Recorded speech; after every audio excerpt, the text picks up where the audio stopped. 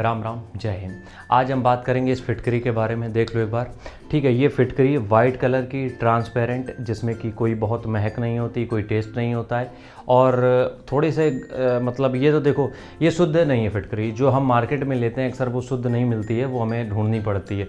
तो इस तरीके की फिटकरी जो होती है वो ज़्यादा शुद्ध नहीं है, ठीक है। इसमें कुछ इम्प्योरिटीज़ हैं। तो हम आज इसी फिटकरी के बारे में बात करेंगे। देखो, ये जो फिटकरी है अक्सर तुम लोगों ने देखा होगा, ये मिलेगी तुम्हें कहाँ पे? ये मिलेगी तुम्हें जो बार्बर शॉप होती हैं, जो नाई की दुकान होती है, जहाँ पे तुम हेयर कट लेते हो, अपनी शेविंग कराते हो, तो वहाँ पे इस्तेमाल होती है ज़्यादातर। अगर कोई कट लग गया है तो उसको तुरंत बंद करने में, या फिर कहीं से भी जो उसे छुरा जो होता है वो लग जाता है, तो उसको थोड़ा सा ठीक करने के लिए हम फिटकरी का इस्तेमाल करते हैं वहाँ पे जो बार्बर होते हैं वो, ठीक है। बट फिटकरी के और यूज़ क्या है उसके बारे में आज हम डिटेल में थोड़ा सा बात करेंगे। तो आज हम बात कर रहे हैं एलम के बारे में, ठीक है। देखो, ये जो फिटकरी है, ठीक है, ये भी एक तरीके की भस्म है। ये समझो मेरी बात को, ये जो फिटकरी होती है ये भी एक तरीके की भस्म के रूप में पहले इस्तेमाल की जाती थी। तो उसी के यूजेस के बारे में थोड़ा समझ लेते हैं। सबसे पहला यूज़ जो है वो है पाइल्स, बवासीर जिसको बोलते हैं। देखो, पाइल्स होता क्यों है पहले वो समझते हैं।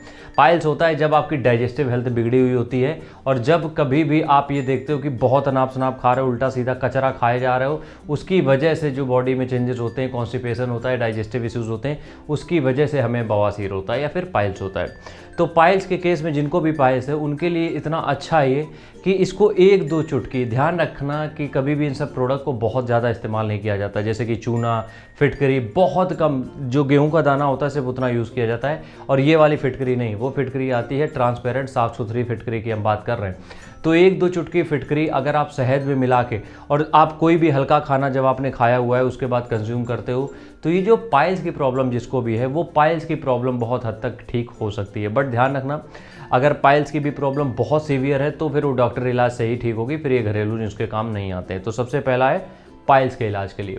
दूसरी चीज़, ये जो फिटकरी है इसका यूज़ आप कर सकते हो अपने कफ को ख़त्म करने के लिए, जो बलगम जमा है उसको ख़त्म करने के लिए, ठीक है।